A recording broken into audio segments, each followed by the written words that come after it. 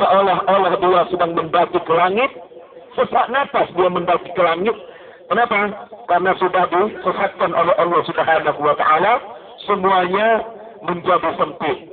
Disuruh salat, berat melaksanakan salat.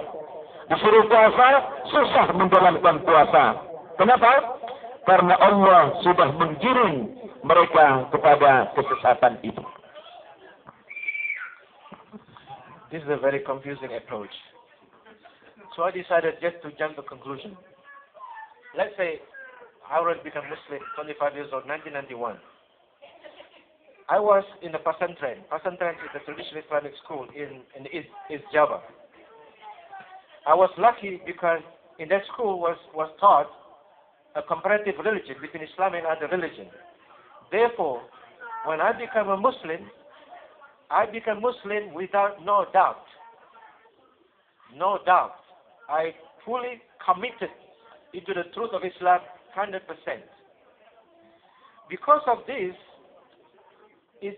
things are easy for me.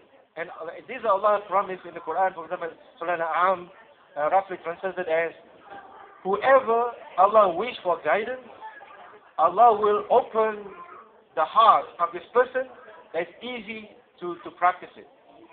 But in opposite, if Allah wants to misguide people, they put doubt. So the heart is constricted. Just like the person go to elevate to the sky, they are because lack of oxygen, you are suffering from your breath.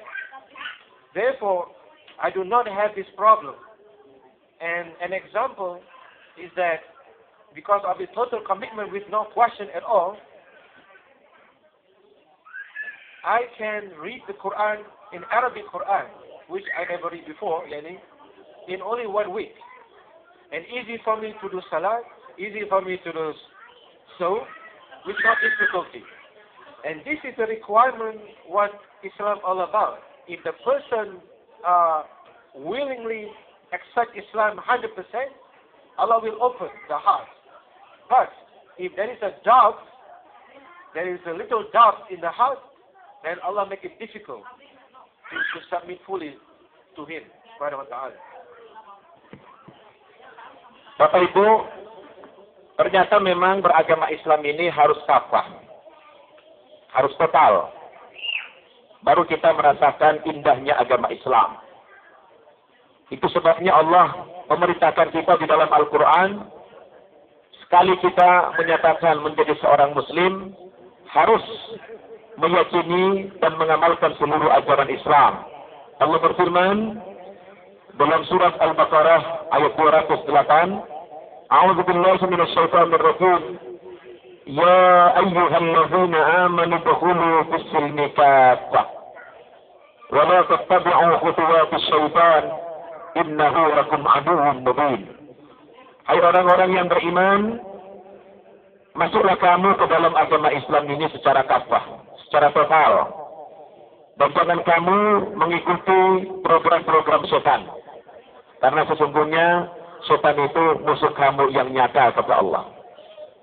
Bapak Ibu, saya memang agak banyak kecewa juga kepada orang Islam. Ketika saya sudah mulai bermasyarakat, bersosialisasi dengan umat Islam, ternyata agama Islam yang saya pelajari dulu sebelum pindah agama, sedemikian membuka wawasan saya, sehingga bisa meyakini kebenaran agama Islam. Tetapi ternyata begitu saya bersosialisasi dengan masyarakat, tidak seperti yang saya bayangkan sebelumnya. Kalau orang Islam itu ternyata tidak berjalan secara paralel antara ajaran Islam dengan orang Islamnya. Artinya, saya hanya bisa mengagumi ketinggian agama Islam, tetapi tidak melihat ketinggian perilaku daripada umat Islam itu sendiri. Padahal kita sesungguhnya harus menjadi panutan. Umat Islam harus menjadi contoh, terutama kepada orang-orang yang kafir. Bagaimana bagaimana mungkin kita mengatakan Islam yang paling benar, Islam yang paling tinggi, kalau orang Islam saja tidak mampu memberikan contoh dan keteladanan yang baik kepada orang-orang non-Muslim. Ketika saya punya pengalaman dakwah di Amerika ini, muncul rasa iri dan sedih. Ternyata yang saya lihat di Amerika, Bapak Ibu, justru masyarakat Amerika yang mayoritas non-Muslim, yang kafir, mereka sesungguhnya telah mempraktikkan banyak nilai-nilai agama Islam. Tetapi kita yang mengaku beragama Islam, kadang-kadang perilaku kita tidak sesuai dengan ajaran Islam. Dan akhirnya banyak juga orang yang ketakutan masuk agama Islam. Salah satu contoh, ada cerita teman-teman kita di Medan, di Sumatera Utara. Mereka ketakutan masuk agama Islam karena cicih-cicih yang beredar di masyarakat itu rupanya menurut persepsi mereka itu sangat menakutkan. Salah satu contoh, ada Cina yang mengatakan nggak berani lagi masuk Islam. Semula sudah mau masuk Islam, tapi akhirnya gagal karena setelah dia membaca buku-buku fikih, ya, di mana dalam buku-buku fikih itu dijelaskan rukun Islam itu katanya 5 perkara. Kemudian rukun iman itu 6 perkara. Dia bilang di agama Islam ini kok banyak sekali perkaranya. Ya, kok banyak sekali perkaranya. Padahal kemarin lusa saya berhubungan dengan polisi, baru 1 perkara sudah bayar sekian juta katanya. Ya, baru 1 perkara sudah sekian juta harus saya bayar. Apalagi nanti masuk agama Islam, rukun Islam saja sudah 5 perkara. Rukun iman 6 perkara. Wah, banyak sekali perkara dalam agama Islam. Belum lagi perkara-perkara yang lain. Jadi rupanya dalam persoalan bahasa, ternyata itu sensitif sekali. Bagi orang yang non-Muslim memandangnya, agak sedikit mengalami ketakutan gitu ya. Perkara, English. This is difficult. Now,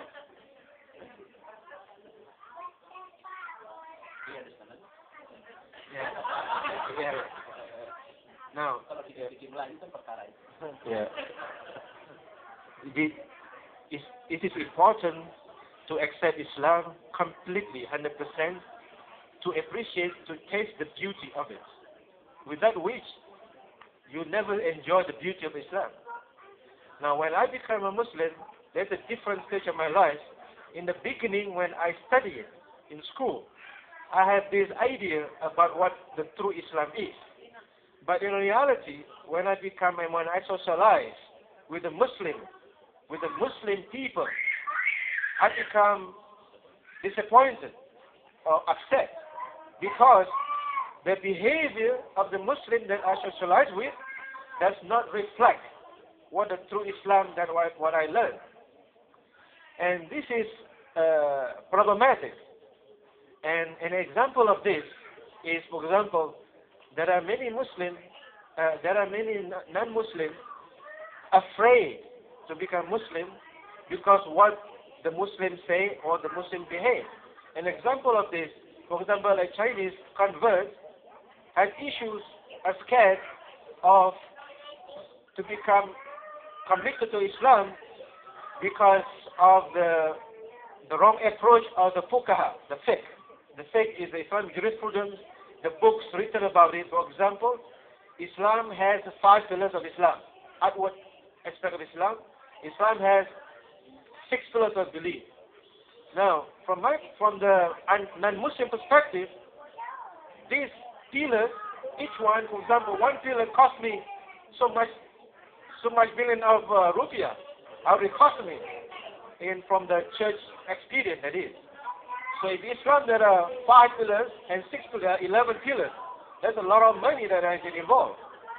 So this is one of the reasons that the Muslim doesn't use the hikmah to explain, to articulate what the beauty, what the truth of Islam is.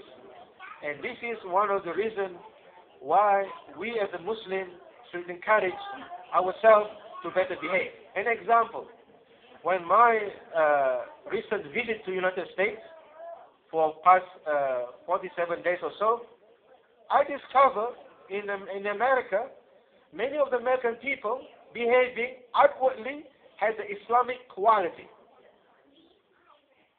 I mean, efficiency, lack of bribery, professionalism, and so on. That's my explanation. And efficiency that we love. And this is part of Islam. And this is